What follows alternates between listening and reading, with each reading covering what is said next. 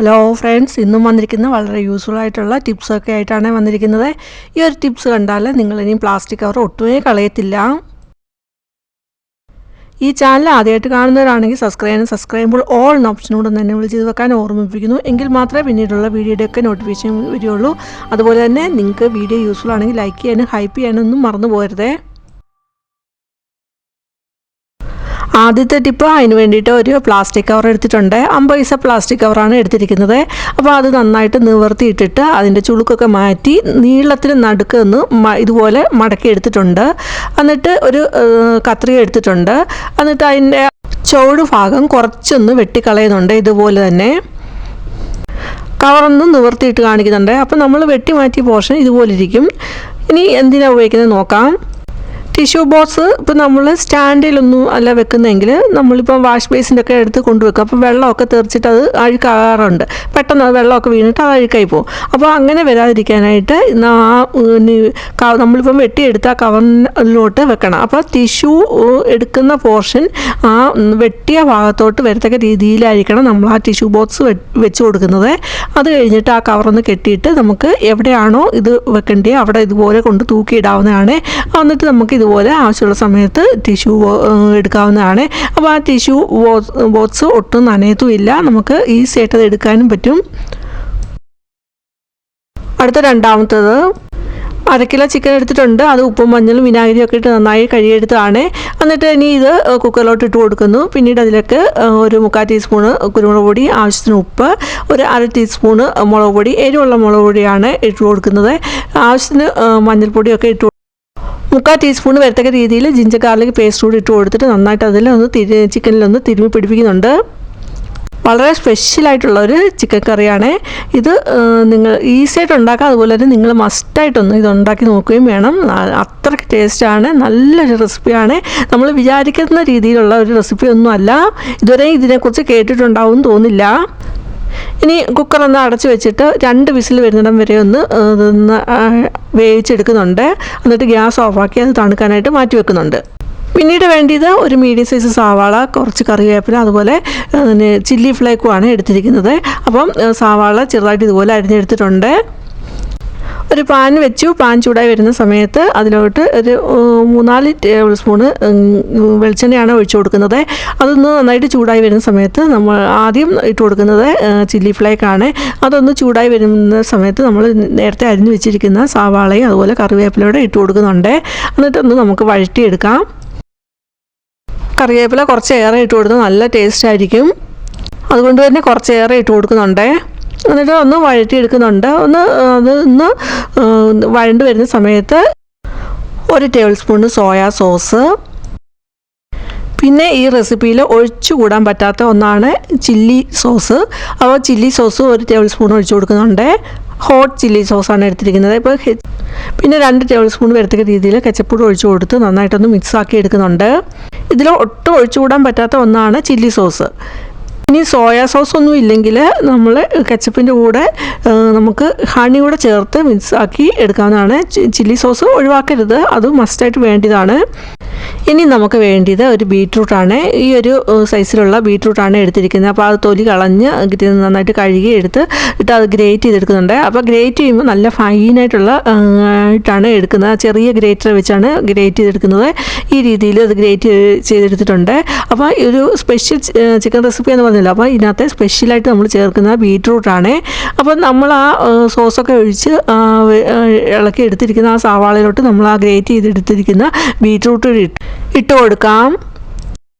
ബീറ്റ്റൂട്ടൂടെ ഇട്ട് കൊടുത്ത് നന്നായിട്ട് അതൊന്ന് മിക്സ് ചെയ്ത് ഒന്ന് വഴറ്റിയെടുക്കാം. അപ്പോൾ നന്നായിട്ടൊന്ന് ഇളക്കി ഇട്ട് കൊടുക്കാം. നമുക്കൊരു സ്പൂൺ വെച്ച് ഇളക്കിയിട്ട് കൊടുക്കുന്നുണ്ട്.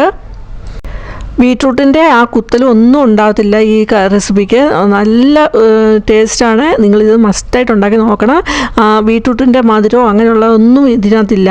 അപ്പോൾ അത് ബാലൻസ് ചെയ്യാനായിട്ട് നമ്മൾ ഇതിനകത്ത് കുരുമുളക് പൊടി, അതുപോലെ ചില്ലി ഫ്ലേക്ക്, അതുപോലെ ഹോട്ട് ചില്ലി സോസൊക്കെ ചേർത്ത് കൊടുക്കുന്നുണ്ട്.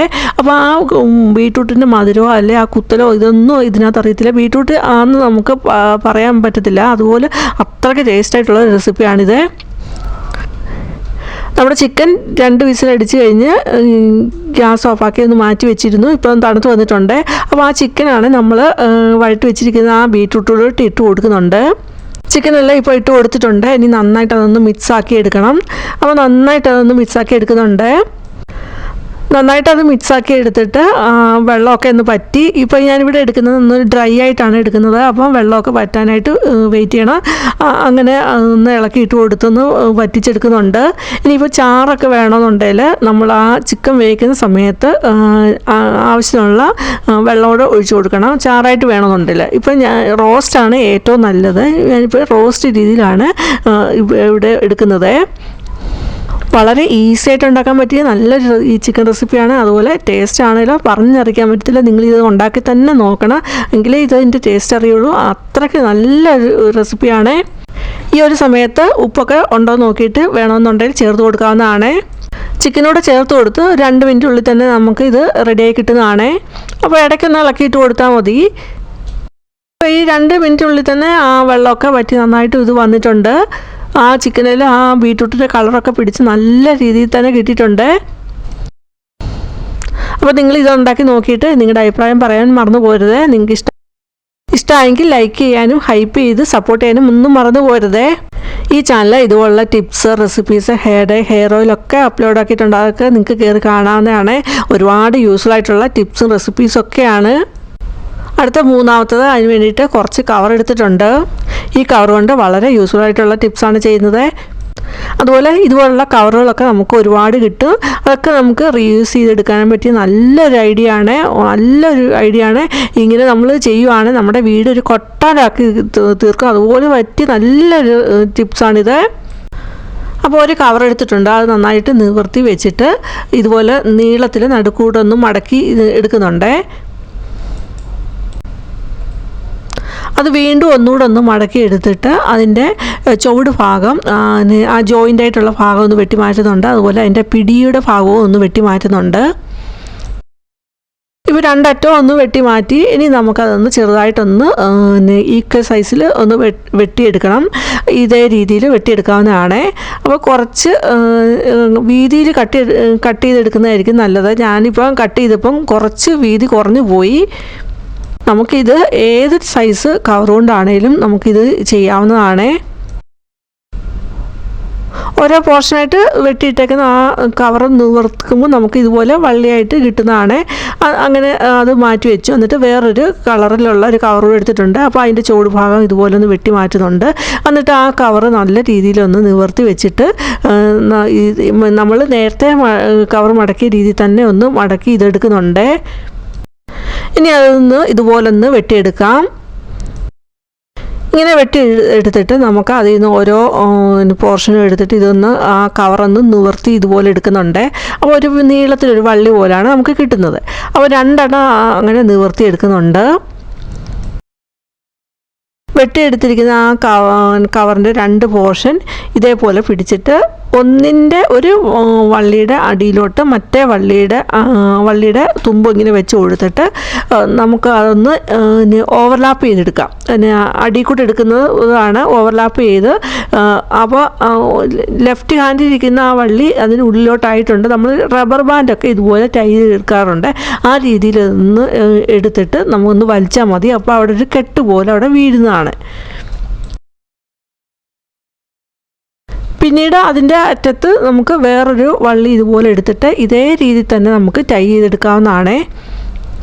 അങ്ങനെ കുറച്ച് നീളത്തിൽ ഇതേ രീതിയിൽ ഓവർലാപ്പ് ചെയ്ത് ടൈ ചെയ്ത് നമുക്ക് ഇങ്ങനെ നീളത്തിൽ എടുക്കണം. അപ്പോൾ നമ്മൾ ഈ പ്ലാസ്റ്റിക് കവർ എടുക്കുമ്പോൾ 2 കളറിലുള്ള പ്ലാസ്റ്റിക് കവർ എടുക്കുന്നതായിരിക്കും ഏറ്റവും നല്ലത്. അപ്പോൾ ബ്ലാക്ക് കളറിലുള്ള പ്ലാസ്റ്റിക് കവർ വെച്ച് ഇതുപോലെ നീളത്തിൽ എടുത്തിട്ടുണ്ട്. എന്നിട്ട് അതൊന്ന് മാറ്റി വെക്കുന്നുണ്ട്.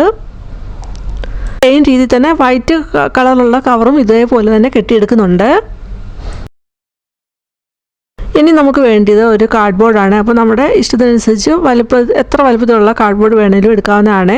അപ്പോൾ ഞാൻ ഈ എടുത്തിരിക്കുന്ന കാർഡ്ബോർഡ് ഒരു സ്കെയിൽ വെച്ച് ഒന്ന് മാർക്ക് ചെയ്തിട്ട് അതൊരു അതിനൊരു ഔട്ട്ലൈൻ വരച്ചെടുക്കുന്നുണ്ട്. ഇപ്പോൾ അതിന് ചുറ്റും ഈക്വൽ ഇതിൽ ഒരു ഔട്ട്ലൈൻ വരച്ചെടുത്തിട്ടുണ്ട്. അത് കഴിഞ്ഞിട്ട് അതിൽ ആ ഓരോ ലൈനിലും 1.5 സെൻറ്റിമീറ്റർ വരത്തക്ക രീതിയിൽ അകലത്തിലാണ് മാർക്ക് ചെയ്ത് കൊടുക്കുന്നത്. ഓരോ ഡോട്ട് ഇപ്പോൾ മാർക്ക് ചെയ്ത് കൊടുക്കുന്നത്. ഇപ്പോൾ അതിന് ചുറ്റും നമ്മൾ ആ വരച്ചിരിക്കുന്ന ആ ലൈനിൽ 1.5 സെൻറ്റിമീറ്റർ വലുപ്പത്തിൽ വരത്തക്ക രീതിയിൽ മാർക്ക് ചെയ്തെടുത്തിട്ടുണ്ട്. ആ മാർക്ക് ചെയ്തിരിക്കുന്ന ഭാഗം ഒരു കത്രിക വെച്ചിട്ട് ഒന്ന് വെട്ടി കൊടുക്കുന്നുണ്ട്. നമ്മൾ വരച്ചിരിക്കുന്ന ലൈന് മുകളിലോട്ട് പോകരുത്. അതിൻ്റെ ആ കാർഡ്ബോർഡിൻ്റെ തുമ്പാണ് ഇതുപോലെ വെട്ടിയെടുക്കേണ്ടത്. ആ പ്ലാസ്റ്റിക് കവർ വെട്ടിയെടുത്തിരിക്കുന്ന ആ വള്ളിയാണെങ്കിൽ നമുക്ക് ആ കാർഡ്ബോർഡിൻ്റെ ഒരു അറ്റത്തായിട്ട് ഇതേപോലെ ഒന്ന് ഇട്ട് കൊടുക്കാവുന്നതാണ്. ഇതുപോലുള്ള പ്ലാസ്റ്റിക് കവർ സാധനങ്ങളൊക്കെ മേടിക്കുമ്പോൾ ഒരുപാട് കിട്ടാറുണ്ട്. അതേപോലെ കാർഡ്ബോർഡ് ആണെങ്കിലും നമ്മൾ ചെരുപ്പൊക്കെ മേടിക്കുമ്പോൾ കിട്ടുന്ന ബോക്സില്ലേ, അതിൻ്റെ ഒരു പോർഷൻ വെട്ടിയെടുത്ത് നമുക്ക് ഇതുപോലെ ചെയ്യാവുന്നതാണ്. അങ്ങനെ വളരെ നല്ല രീതിയിൽ തന്നെ റീയൂസ് ചെയ്യാൻ പറ്റി നല്ലൊരു ഐഡിയ ആണിത്. കാർഡ്ബോർഡിൻ്റെ വെച്ചിരിക്കുന്ന ഭാഗത്തോട്ട് നമ്മുടെ ആ വള്ളി ഇട്ട് കൊടുത്തു. എന്നിട്ട് അതിൻ്റെ നേരെ ഓപ്പോസിറ്റ് സൈഡോട്ട് ഈ വള്ളി വലിച്ചെടുക്കുക. എന്നിട്ട് അവിടെ കാണുന്ന ആ മാർക്കിനകത്തോട്ട് നമ്മുടെ ആ വള്ളി കയറ്റി, നമ്മൾ കത്രിക കൊണ്ട് വെട്ടി വെച്ചിരിക്കുന്ന ആ ഭാഗത്തോട്ട് ഈ വള്ളി കയറ്റി ഇവിടെ കാണിക്കുന്ന പോലെ തന്നെ ആ കാർഡ്ബോർഡിനെ ചുറ്റി നമുക്ക് ഇതെടുക്കാവുന്നതാണ്. കാർഡ്ബോർഡിൽ നമ്മൾ വെട്ടി വെച്ചിരിക്കുന്നതുകൊണ്ട് അതിലോട്ട് കയറ്റി കൊടുക്കുന്നുണ്ട്. അവിടെ നല്ല ടൈറ്റായിട്ട് തന്നെ അവിടെ ഇരിക്കുകയും ചെയ്യും, പോകത്തില്ല. അങ്ങനെ ഈ കാർഡ്ബോർഡ് നിറച്ച് നമുക്ക് ഇതുപോലെ ചുറ്റിയെടുക്കാവുന്നതാണ്. അതുപോലെ നമ്മൾ ചുറ്റി വരുമ്പോൾ ആ പ്ലാസ്റ്റിക് വള്ളി തീർന്നാൽ നമ്മൾ നേരത്തെ ടൈ ചെയ്ത പോലെ വേറൊരു വള്ളി എടുത്തിട്ട് ടൈ ചെയ്തെടുത്താൽ മതി. അങ്ങനെ ചുറ്റി എടുത്തിട്ട് അതിൻ്റെ എൻഡ് ആകുമ്പോൾ ആ വള്ളിയിലോട്ട് തന്നെ ഒന്ന് കെട്ടി കൊടുത്താൽ മതി. അങ്ങനെ കെട്ടിയെടുത്തിട്ടുണ്ട്. പിന്നീട് ഇപ്പോൾ ബ്ലാക്ക് കളറിലുള്ള വള്ളിയാണ് എടുത്തിരിക്കുന്നത്. അപ്പോൾ ആ കവറയിൽ സേഫ്റ്റി പിൻ ഇട്ട് കൊടുത്തിട്ടുണ്ട്. അത് കഴിഞ്ഞിട്ട് നമുക്ക് നമ്മൾ വൈറ്റ് കളറ് വള്ളി കെട്ടി റൗണ്ട് ചെയ്ത് വെച്ചിട്ടുണ്ടല്ലോ, അപ്പോൾ അതിനകത്ത് ഓൾട്ടർനേറ്റ് വരത്തക്ക രീതിയിൽ നമുക്ക് ഈ കറുത്ത കളറിലുള്ള കവറ് ഇതുപോലെ ഇട്ട് കൊടുക്കാവുന്നതാണ്. അങ്ങനെ ഇട്ട് കൊടുത്തിട്ട് നമുക്ക് ആദ്യം ഒരു ലൈൻ ഇട്ട് കൊടുത്തു. അത് കഴിഞ്ഞ് അടുത്ത രണ്ടാമത്തെ ലൈന് ഇതേപോലെ തന്നെ ഓൾട്ടർനേറ്റ് വരത്തക്ക രീതിയിൽ ഇതേപോലെ തന്നെ നമുക്ക് വെച്ച് കൊടുക്കാവുന്നതാണ്. അവിടെ നല്ല ടൈറ്റായിട്ട് തന്നെ അവിടെ ഇരുന്നോളും, പോകത്തൊന്നുമില്ല. അപ്പോൾ ഇതേ രീതിയിൽ തന്നെ നമുക്ക് മുഴുവനും ഇതേ രീതിയിൽ തന്നെ ഫിനിഷാക്കി എടുക്കണം. പഴയ ക്ലോത്ത് ഉണ്ടെങ്കിൽ ഇതേ രീതിയിൽ തന്നെ നമുക്ക് റീയൂസ് ചെയ്തെടുക്കാവുന്നതാണ്. ഫിനിഷായി വന്നിട്ടുണ്ട്. അപ്പോൾ ഫിനിഷാവുന്ന സമയത്ത് അവിടെയുള്ള ആ വൈറ്റ് വള്ളിയിലോട്ട് ഇതൊന്ന് കെട്ടിയിട്ട് കൊടുക്കുന്നുണ്ട്. എന്നിട്ട് ബാക്കിയുള്ളത് കത്രിക ഉപയോഗിച്ച് ഒന്ന് കട്ട് ചെയ്ത് കളയുന്നുണ്ട്. ഇപ്പം നമുക്ക് ഫിനിഷായി നമുക്ക് ഈ രീതിയിലാണ് കിട്ടിയിരിക്കുന്നത്. എൻ്റെ നേരെ ബാക്ക് സൈഡ് നമുക്ക് ഇതുപോലെയാണ് ഇരിക്കുന്നത്. അപ്പോൾ ആ വൈറ്റ് ആയിട്ടുള്ള പ്ലാസ്റ്റിക് കവർ എല്ലാം ഇതുപോലെ കത്രിക ഉപയോഗിച്ച് വെട്ടിയെടുക്കുന്നുണ്ട്.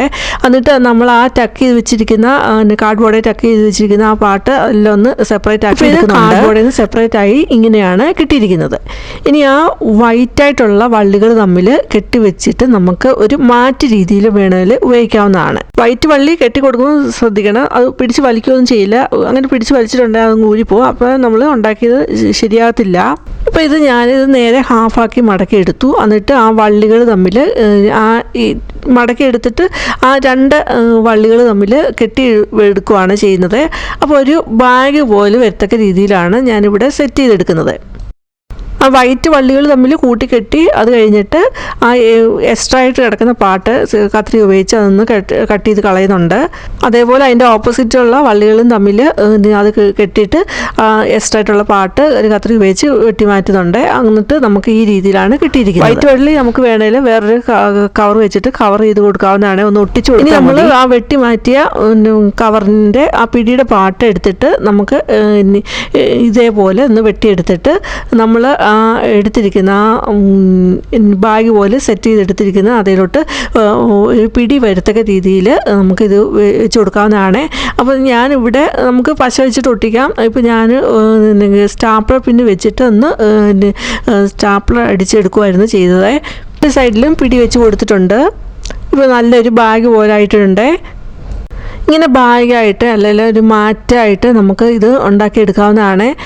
ഇന്നത്തെ ടിപ്സ് എല്ലാവർക്കും യൂസ്ഫുൾ ആണെന്ന് കരുതുന്നു. യൂസ്ഫുൾ ആണെങ്കിൽ ലൈക്ക് ചെയ്യുകയും ഹൈപ്പും ചെയ്യാൻ മറന്നു പോകരുത്. നിങ്ങളുടെ ഫാമിലിക്കും ഫ്രണ്ട്സിനും ഒന്ന് ഷെയർ കൊടുക്കുക. ആദ്യമായിട്ട് കാണുന്ന ഒരു സബ്സ്ക്രൈബ് ഓൾ ഓപ്ഷൻ കൊണ്ട് തന്നെ വിളിച്ച് നോക്കുക. എങ്കിൽ മാത്രമേ പിന്നീടുള്ള വീഡിയോയുടെ ഒക്കെ നോട്ടിഫിക്കേഷൻ കിട്ടുള്ളൂ. ഇനി വേറെ വീഡിയോ ആയിട്ട് വരുന്ന നമ്പരെയും ബൈ. Thanks for watching.